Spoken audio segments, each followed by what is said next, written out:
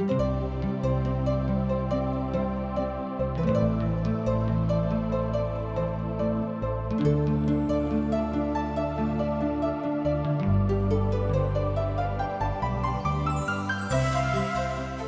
हार्दिक स्वागत कऽ रहल छी TWR इंडिया द्वारा प्रस्तुत आशक इजोत कार्यक्रम में। यह एकटा सिलसिलेवार ढंग सँ बाइबलक अध्ययन अछि आ हमरा जीवनके लेल उपहार अछि। परमेश्वर चाहै छथि कि एकटा मनुष्य एक पवित्र जीवन जियैक, पापों सँ छुटकारा पाबैक, जाहिसँ वह दंड के भागी नहीं बने। यह कार्यक्रम के माध्यम सँ दिशा हमरा सबके मार्गदर्शन करा रहल छथि। तो आउ ई कार्यक्रम के हम आरंभ करै छी। आशा के इजोत मैथिली कार्यक्रम में हम एक बेर और अहाँक अभिनंदन प्रभु यीशु मसीह के मीठ आ पवित्र नाम सँ कऽ रहल छी। आजुक दिन हमरा सब अय्यूबा के पोथी के अध्ययन कऽ रहल छी, अर्थात एही पोथी के दोसर अध्याय में।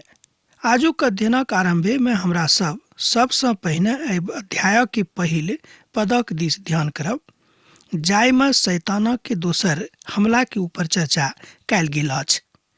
आर पुनः एक रोज प्रभु परमेश्वरक पूत हुनका सन्मुख में उपस्थित भेलाह, आर हुनका सभक बीच में शैतान सेहो उपस्थित छलाह। एहि बातक अहाँ एहिठाम 2 अध्याय के 1 पद में देख सकैत छी। आ हुनक निर्मित आर सृजित पुनः अपन रिपोर्ट लऽ कऽ राजा के सन्मुख में उपस्थित भेलाह। ध्यान दियौ, हुनका सभक प्रभु परमेश्वरक रिपोर्ट देबाक रहनि। हमरा बा अहाँक सबके परमेश्वरक सन्मुख में अपन अपन रिपोर्ट देबाक अछि। ध्यान देबेक, अहाँ ओहि बातक जानै छी कि जँ हमरा सब अपन रिपोर्ट नीक सँ नहि देबेक, जे काजक अहाँ कऽ रहलहुँ तकरा विषय में अहाँ जँ सूचीबद्ध रीति सँ नहीं बतेबेक तऽ ई बात भऽ सकै छै कि अहाँके जिंदगी में बड़ कष्टदायक भऽ जायत। और हमरा सब प्रभु यीशु मसीह के न्याय आसनक सन्मुख में एक दिन ठाढ़ होब और अपन अपन रिपोर्ट हुनका देबेन। दोसर कुरिन्थियों के पोथी तकर 5 अध्याय आर तकर 10 पद में एहि बातक ऊपर चर्चा कयल गेल अछि। जँ अहाँक लग पवित्र पोथी अछि तऽ अहाँ पढ़ि सकलहुँ हैं, आ नहीं तऽ लिख कर राखि लिअ, बाद में देख लेबै। मैं एही बातक बड़ स्पष्टता सँ बखान कयल गेल अछि। समस्त सृष्टि के परमेश्वरक सन्मुख में आबि कऽ अपन रिपोर्ट देबाक हुनका रहनि। स्मरण राखब, ओ हमर परमेश्वर थिकाह, हमरा सबक छूट ओ देने छथि, मुदा कतेक छूट ओ देने छथि तकरा ऊपर ध्यान देबाक अछि। ओ शैतानक सेहो छूट देने रहथि, कियाक तऽ जँ हुनका ओ छूट नहीं देने रहथिन तऽ शैतान अय्यूब के कोनो परिस्थिति में कोनो तरह नहीं सता पोतियेक। एहि तरह बात स्पष्ट भऽ जाइ छै जे परमेश्वर शैतानों के छूट दऽ देने छथि। प्रभु परमेश्वर शैतान से पूछलनि कि अहाँ हमर दास अय्यूबा पर ध्यान कयलहुँ हैं, जे पृथ्वी पर हुनका तुल्य खरा और सीधा और हमर भय माने वाला और बुराई सँ दूर रहबला मनुख और केओ नहीं छथि, और अहाँ हमरा हुनका बिना कारणे सत्यानाश करबाक लेल उभारलहुँ हैं। एहिके बादो ओ अखन धरि अपन खराई पर बनल रहलाह। एहिठाम पिता परमेश्वर अय्यूबक बड़ाई कऽ रहल छथि शैतानक सन्मुख में। ओ बाजि रहल छथिन कि हम तऽ अहाँके दऽ देलहुँ, बिना कारणे अहाँके कहला पर हुनका तकलीफ, तहन कि अहाँ हुनका देखलहुँ हैं कि हुनक अवस्था केहन छै कि ओ हमरा छोड़ि देने छथि। पिता के अर्थ इएह रहनि। पद 3 एहि बातक कहैत अछि जे प्रभु परमेश्वर शैतानक अय्यूबक प्रतिपक्ष में काज करबाक आदेश दऽ देने रहथि। नीक होइत बजनाइ जे छूट दऽ देने रहथि। बहुत लोग कहैत अछि जे प्रभु हमरा संगे किएक अतेक करैत छथि। जहन जहन हमरा सब तकलीफ में पड़ैत छी, है जिंदगी के गरीबी आ तरह तरहक तकलीफ में पड़ैत छी, तऽ हमरा सभक मुख सँ निकसैत अछि, हमरे संगे ई किएक भऽ रहल अछि। एहि बातक कोनो कारण ओतऽ नहि बतावल गेल अछि, मुदा अय्यूब परमेश्वरक दृष्टि में नीक, खरा और बुराई से दूर रहबला मनुष्य छलाह।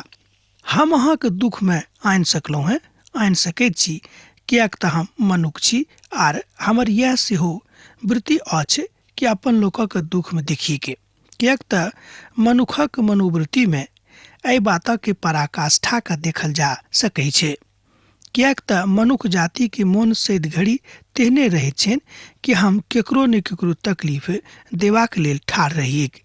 यह कारण अछि कि आजुक दिन में हमरा सब देखै छी जे एक दोसर गोटे के सतावे में, एक दोसर गोटे के नीचा देखावे में लागल रहै छथि। आ परमेश्वर शैतान का पुनः एक बेर अयुबक दिस खींचैत छथि। अयुब हमर सेवा एखनो कऽ रहल छथि। जँ अहाँ देखबै तऽ तकलीफ में पड़लाक बादो हुनका जिंदगी में महा तकलीफक काल आरंभ भऽ गेल छनि। एक बादो अयुब अपन प्रभु सँ अलग नहि भेल छथि। यह बात आजुक दिन हमरो सीखबाक अछि कि कोनो परिस्थिति कियाक ने केतबो खराब भऽ जायक हम अपन प्रभु सँ अलग नहि होइब। एहि तरहक एकटा वाचा हमरा सब गोटे के पिता के संग बनेबाक छै। मुदा अयुब अपन काजक बड़ लग्न के साथ एखनो कऽ रहल छथि। शैतान परमेश्वरक उत्तर देलनि, ध्यान दियौ, शैतान परमेश्वरक उत्तर देलनि, खल्लाक बदला का खाल, मुदा प्राणक बदला मनुख अपन सब किछु दऽ दैत अछि। तैं मात्र अपन हाथ बढ़ा कऽ हुनक ठाढ़ कऽ और मौसक स्पर्श करू, तहन ओ अहींके मुख पर निंदा करता है। एहि तरह शैतान परमेश्वर के बाजि रहल छथि कि मनुख जहन बहुत तकलीफ में पड़ैत अछि तो परमेश्वरक निंदा करनाइ आरंभ कऽ दैत अछि। जँ अहूँ अपन हाथ उठा कऽ आ हुनका खालक बदला में खाल आर प्राणक बदला में प्राण, मनुख अपन सब किछु गमा दैत अछि। तैं मात्र अपन हाथ बढ़ा कऽ हुनक हाड़क आर मौसक स्पर्श करू, तहन ओ अहींके सन्मुख में निंदा करता है। एहि बातक अहाँ एहिठाम 4 पद सँ लऽ कऽ 6 पद में देख सकैत छी। तहन हमरा संगे अहूँ आउ ई 6 पद के हमरा लोकनि देखब। प्रभु परमेश्वर शैतान सँ कहलनि, ध्यान दियौक, ओ तऽ अहींके हाथ में अछि, मात्र ओकर प्राणक छोड़ि देब। जहिया कहियो हम एहि पदक पढ़ै छी तऽ हमरो मन एम्हर उम्हर भऽ जाइत अछि कि कियाक परमेश्वर बिनु कारणे हुनका जिंदगी में अतेक तकलीफ आनि देने अछि। पवित्र पोथी के जानकार सब, पैघ पैघ विद्वान सब एहि बातक कहैत छथि कि आजुक दिन में बा पराकालक दिन में इतिहास में एहन कोनो मनुख अखन धरि नहि मिलल छथि जिनका जिंदगी में अयुब सँ बढ़ि कऽ तकलीफ आयल रहनि। तैं परमेश्वरक एहि बातक अहाँ देख सकैत छी। एहिठाम प्रभु परमेश्वर शैतान सँ कहलनि, ध्यान दियौक, ओ तऽ अहींके हाथ में अछि, मात्र ओकर प्राणक छोड़ि देबैक। एहिठाम पिता परमेश्वर 6 पद में बाजि रहल छथिन कि हम तऽ शैतान अहींके हाथ में अयुब के छोड़ि देलहुँ हैं, मुदा हुनक प्राणक छोड़ि कऽ आर जतेक तकलीफ हुनका अहाँ दऽ सकैत छी हुनका दियौक। अहाँके मालूम होइत अहाँ सँ बड्ड बा हमरा सँ केओ एम्हर उम्हर जायवला नहि भऽ सकैत छथि। कियाक तऽ हम परमेश्वर थिकहुँ हैं आर अहाँ शैतान छी। यह बात एहिठाम लुकायल अछि, कियाक तऽ मनुष्य जाति के समस्त कमजोरी का शैतान जानैत छथि आर मनुष्य जाति के समस्त कमजोरी का पिता परमेश्वर सेहो जानैत छथिन। मुदा दुनू में फर्क यह अछि कि शैतान झूठा छथि, शैतान अपवित्र काज करयवला छथि, मुदा पिता परमेश्वर सर्वशक्तिमान आर महापवित्र छथि। तैं दाऊद हुनका पवित्र पवित्र पवित्र परमेश्वर बाजै छथिन। तहन ओ कहै छथि कि अहाँ हुनका स्पर्श कऽ दियौन हुनक देहीके ऊपर, तहन अहाँ देख लेबै कि ओ अहाँके गारि पड़ता है। तकरा बाद हमरा लोकनि देखै छी कि उजक भूमि पर ओ छथि। एहि बातक अहाँ 7 पद आर 8 पद में देख सकलहुँ हैं। तहन शैतान परमेश्वरक लग सँ निकलि कऽ अयुबक पाँवके तलबा सँ लऽ कऽ माथा धरि चोट धरि अर्थात हर तरहक तकलीफ पहुँचा देलखिन। तहन अयुब नोचबाक लेल एकटा टिकरा लऽ कऽ राखि कऽ ओकरे करऽ लगलखिन। अर्थात एहिठाम हमरा लोकनि देखैत छी कि हुनक देही में अर्थात हुनक देही अखन धरि चंगा रहनि, मुदा आब हुनका दैहिक तकलीफ सेहो शैतानक दिस सँ मिल गेलनि, किएक तऽ पिता परमेश्वर हुनका छूट दऽ देने रहनि। अब हमरा लोकनि देखै छी कि नीचाँसँ लऽ कऽ ऊपर धरि अर्थात चोटी धरि हुनकामे तकलीफ आ तरह तरहक बीमारी आबि गेलनि आ हुनक चमड़ामे सेहो नोचाबऽ लागलनि। एहि आदमीके परीक्षा जिंदगीके सब भागमे घटल छलीक। तैँ अहाँ बाजि सकलहुँ हैं कि अयूब सब तरहसँ परीक्षामे पड़ल छलाह, आर्थिक रूपे, जिंदगीके रूपे आर मानसिक रूपे सब तरहसँ हुनक परीक्षा शैतान लऽ रहल छलाह। हुनका तोड़बाक प्रयास कयलथि, ओ अपन धन सम्पत्ति गमौलाह, ओ अपन संतान गमौलाह, अब ओ अपन देहीके गमाबऽ पर छथि। अयूबक दुखक ऊपर वहाँ कोनो तरहक बात जँ अहाँ देखबै तऽ हुनका एहन कोनो दुख नहि रहनि जे हुनका नहि भेटल रहनि। तैँ अहाँ बाजि सकैत छी कि अयूब एहन मनुष्य छलाह जे दुखक कालमे, महाकलेशक कालमे, महासंकटक कालमे रहि कऽ अपन प्रभुसँ अलग नहि भेलाह, अपन सृष्टिकर्ता, अपन सृजनहारा पिता परमेश्वरसँ पृथक नहि भेलाह। मुदा हुनका लग सांत्वना देबऽवला सेहो केओ नहि रहथि। एहि बातक हमरा लोकनि आगू देखबै कि हुनका जे नीक नीक मित्र छलाह से सब केओ हुनका छोड़ि देलनि। मुदा ओहिमे सँ जे 3टा हुनक बहुत नीक दोस्त रहथि, हुनक नीक दोस्त सेहो हुनका ऊपर तरह तरहके आरोप आ प्रत्यारोप लगौनाइ आरम्भ कऽ दैत छथि। अहाँ बाजि सकैत छी कि अयूबक पोथीमे एहि विषय पर बड़ विस्तार पूर्वक चर्चा कयल गेल अछि। एहि ऊपर हमरा लोकनि चर्चा आरम्भ कऽ देब। मुदा आजुक दिन हमरा लोकनि देखैत छी शैतानक आक्रमण अयूबक ऊपर। अयूबक कोन रीतिसँ सांत्वना देवल जायके, एहि बातक ऊपर समझ केकरो नहि आबैत अछि, किएक तऽ हुनक पापक कारणे दंड नहि मिलल रहनि, मुदा हुनका हुनक धार्मिकता और नीक काजक लेल ई बात भेटल रहनि, अर्थात तकलीफ भेटल रहनि। तैँ प्रभु एहि पोथीके आरम्भमे अपन कथाके बताबैत छथि जे हमरा डेराबैवला अयूब मात्र एक मनुष्य एहि धरती पर रहैत अछि जे सब बातमे खरा और बुराइसँ परे रहऽवला अछि। प्रभुके एहि बातक हमरो सभक अपना अपना जिन्दगीमे लागू करबाक अछि। एहिठाम हमरा लोकनि देखलहुँ हैं कि लोकके एहन कोनो शब्द वा कोनो युक्ति नहि भेटा रहल छनि जे अयूबके एहि दुखक कालमे हुनका सांत्वना दिएके। यह बात आजुक संदर्भमे हमरो सभक ऊपर लागू होइत अछि, किएक तऽ हमरो सब बहुत बेर तकलीफमे पड़ैत छी, आर जहन बहुत बेसी तकलीफमे पड़ैत छी तऽ हमरा सब सोचनाइ आरम्भ कऽ दैत छी कि कोन पापक कारणे हमरा सभक ऊपर तकलीफ आयल अछि। जे केओ नीक लोक छथि, मुदा हुनका दुख होइत छनि कि हम तऽ अपन जिन्दगीमे कोनो कहियो केकरो नहीं सतेलहुँ हैं, केकरो तकलीफ नहीं देलहुँ हैं, मुदा हम कियाक तकलीफमे पड़ल छी। यशायाक पोथी तकर 55 अध्याय आ तकर 9 पदमे एही बातक बा एना बाजि सकैत छी, एही तरहके विषयक ऊपर आख्यान देवल जा सकैत छै बा ओतऽ देवल गेल अछि।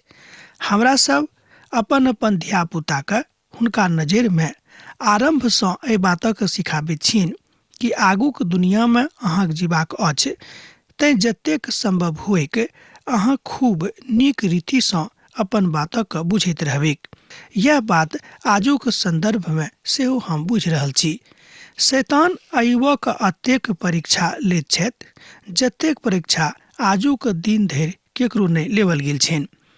अब अयूबक आगूक पदमे अहाँ देखैत छी, अर्थात अयूबक पोथीके आगूक पदमे हमरा लोकनि देखैत छी कि हुनका हुनक पत्नी नहीं मानैत छनि, हुनका छोड़ि दैत छनि, हुनका बेवकूफ बनाबैत छनि, आर हुनक सबटा धियापुता मरि गेल छनि। एना बाजि सकैत छी अहाँ कि अकार्थे हुनक सबटा धियापुता मरि गेलनि।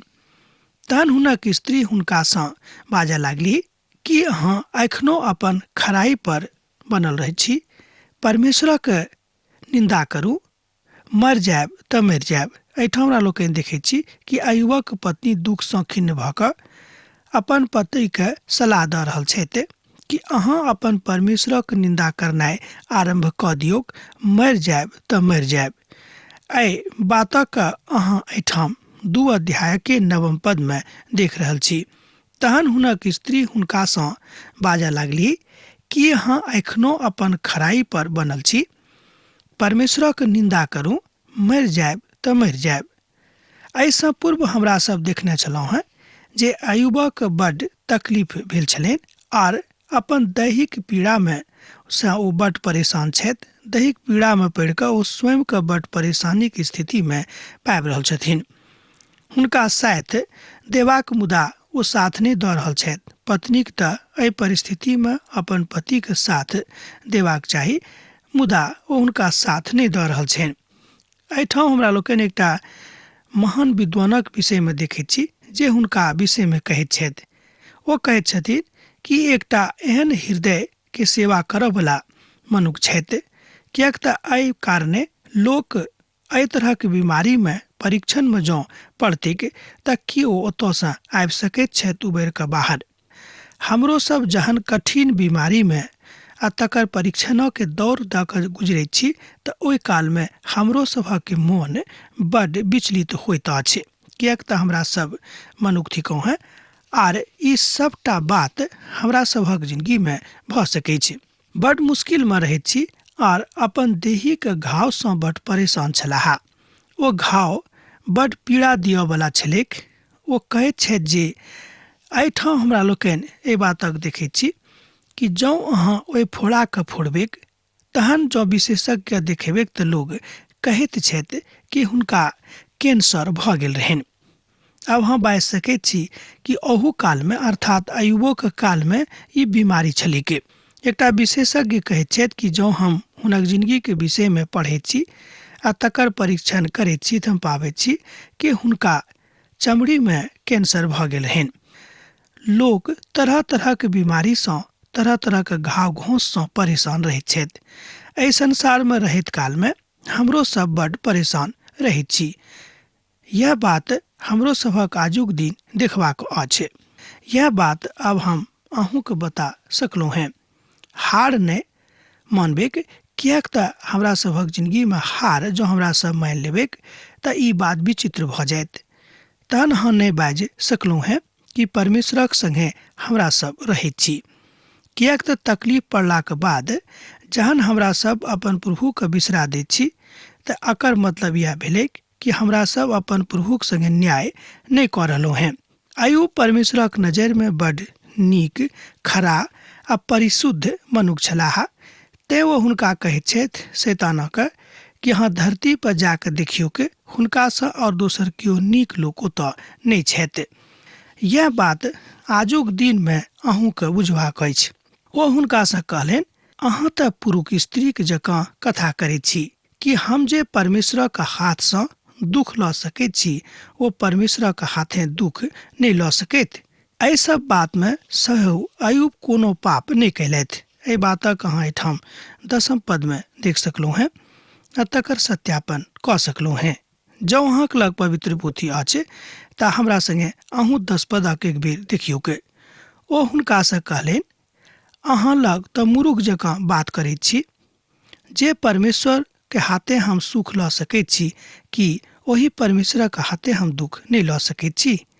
एहिठाम हम देखैत छी कि अयुब कतेक नीक रीतिसँ अपन पिता परमेश्वरक ऊपर विश्वास करैत छथि आर हुनक भलाई अर्थात परमेश्वरक बड़ाईमे स्वयंके कतेक समर्पित कऽ दैत छथि। एहि रीतिसँ एहि पोथीक आरंभमे यह अर्थ निकलैत अछि कि अयुब महान तकलीफक कालमे पड़लाक बादो, महान परीक्षाक कालमे पड़लाक बादो ओ हुनकासँ अलग नहि होइत छथिन। किनकासँ तऽ परमेश्वरसँ। यह बात आजुक दिन हमरो सबके सिखबाक अछि कि हमरा सब अपन अपन परमेश्वरसँ अलग नहि होइबे। किएक तऽ जे एहिठाम अहाँके प्रतिष्ठा देने छथि, जे एहिठाम अहाँके प्रतिष्ठित कयने छथि, कि हुनका ऊपरसँ अहाँ अपन विश्वास हटा देबेके। सत्य रूपे परेशानी जिंदगीके एकटा मोड़ थिक। परेशानी आयत, एकर मतलब ई नहि भेल कि दुखक एहि कालमे अहाँ परमेश्वरसँ फरक भऽ जाउ। आब हमरा सब एहिठाम देखैत छी कि महाप्रलयक कालमे पिता परमेश्वर हुनका सभक सन्मुखमे छलाह। आब अयुबक दोष सब हुनका लगमे आबि कऽ रहल छथि, अर्थात हुनका सभक सांत्वना दियवला बनैत छथि। एहिठाम हमरा लोकनि देखैत छी कि पिता परमेश्वर हुनका संगे छथि। जहन तेमानी एलिपज और सूही बिलदद और नामाती सोपर अयुबक ई 3 दोस्त जहन एहि बातक सुनलाहा जे हुनका ऊपर विपैत पड़ल छनि, तहन ओ सब विचार कयलथि जे ओ सब हुनका एहिठाम आबि कऽ हुनका संगे विलाप करताह आर अयुबक सांत्वना देताह अपना अपना रीतिसँ, और ओ सब अपना अपना ठामसँ परोलाह। एहि बातक सत्यापन अहाँ एहिठाम कऽ सकैत छी 11 पदमे। अब एहिठाम हमरा सब अयुबक 3 दोस्तसँ परिचित होइत छी। अब तऽ अहाँके नाम मालूम भऽ गेल होइत। एक गोटेक नाम रहनि एलिपज, दोसर गोटेक नाम रहनि बिलदद आर तेसर गोटेक नाम रहनि सोपर। तहन अहाँ बुझि सकैत छी कि अयुबक दोस्त सब हुनका लग आबि रहल छथि, आबयके योजना बना रहल छथि कि हम जाकऽ हुनका लग कानबैक आर हुनका सांत्वना देबैके। ई तीनों दोस्त हुनक एहि तरह बताबैत अछि, तकरा विषयमे अहाँ उत्पत्ति पोथी तकर 36 अध्याय आ तकर 10 आर 11 पदमे देख सकैत छी। तकरा बाद अहाँ एहि बातक सुसमाचारमे सेहो सत्यापन कऽ सकैत छी, अर्थात उत्पत्ति पोथी तकरा बादमे जे अछि सबसँ पहिल पोथी तकर 25 अध्याय तकर 2 पदमे अहाँ एहि बातक देख सकैत छी। हुनका सभक जहन ई सबटा भेटलनि जे ओ तकलीफमे छथि, किनका हुनक मित्र सभक जहन ई समाद भेटलनि जे ओ तकलीफमे छथि, तहन ओ हुनका सांत्वना दिअ लगलनि। अब तऽ अहाँ बुझि गेल होयब जे ओ प्रभुक संगे कतऽ धरि आ कतेक मजबूती के साथ समाहित छलाह। वास्तविक स्वरूप यह होइत अछि कि हमरा सब तकलीफों में पड़ि कऽ अपन प्रभु के नहीं छोड़िएक। जहन ओ दूर से आँखि उठा कऽ अयुबक देखलाह आर ओ हुनका नहीं चिन्हलनि, बायना के हुनका ओ नहीं चिन्ह पौलखिन, तहन ओ विचार कऽ कऽ कानऽ लगलाह और अपन अपन बागा का फाड़ि कऽ और आकाशक दिस घुरि उड़लाह और अपन अपन माथा पर ओ हाथ राखि लेलखिन। एहि तरहक बातक सत्यापन अहाँ एहि पोथीमे कऽ सकैत छी जँ अहाँक लग पवित्र पोथी अछि। एहि बातक अहाँ एहिठाम देख सकैत छी 13 पदमे। तहन ओ 7 रोज और 7 राति हुनका संगे भूमि पर बैसल रहि गेलाह, मुदा हुनक दुख बहुत बेसी जानि कऽ केओ हुनकासँ एकोटा बात नहि केलखिन। एहिठाम हमरा लोकनि देखैत छी कि अयुबक ऊपर ततेक दुख आबि गेल रहै कि हुनक अपन दोस्त सब जहन हुनका लग आबि कऽ 7 राति और 7 दिन गमाबैत छथि, एहिके बादो हुनका सभक लग एकोटा सांत्वनाक शब्द नहि निकलैत छनि कि हुनका हम कोनाक सांत्वना दऽ दियैक। एहि तरह हमरा लोकनि देखैत छी कि बड्ड विचित्र रीतिसँ, बड्ड निर्दयता के साथ शैतान अयुबक ऊपर आक्रमण कऽ दैत छथि। अर्थात अहू अवस्थामे अयला के बाद अयुब अपन परमेश्वरसँ, अपन सृष्टिकर्तासँ अलग नहि होइत छथिन। यह काज हमरो सभक करबाक अछि। अब हमरा विदा दिया, किएक तऽ अहाँसँ विदा होयके काल भऽ रहल अछि। जेना अहाँ सब पाती लिखैत रहैत छी, लिखैत रहब, बिसरायब नहि। यीशुक नेह अहाँक जिंदगीमे बनल रहेक। आमीन। हमरा विश्वास अछि कि ई कार्यक्रम अहाँके लेल लाभदायक सिद्ध भेल अछि। हम चाहै छी कि अहाँ अपन आशीषके हमरा संग साझा करू। जँ अहाँके नजीक बाइबलसँ, जीवनसँ संबंधित कोनो प्रकारके प्रश्न भऽ सकै अछि तऽ अपन समस्याके लेल प्रार्थना करबाके लेल जँ चाहै छी तऽ हमरा फोन पर जरूर संपर्क कऽ सकै छी। परमेश्वर अहाँ सबके एकटा सुखद आनंदित दिन प्रदान करैक।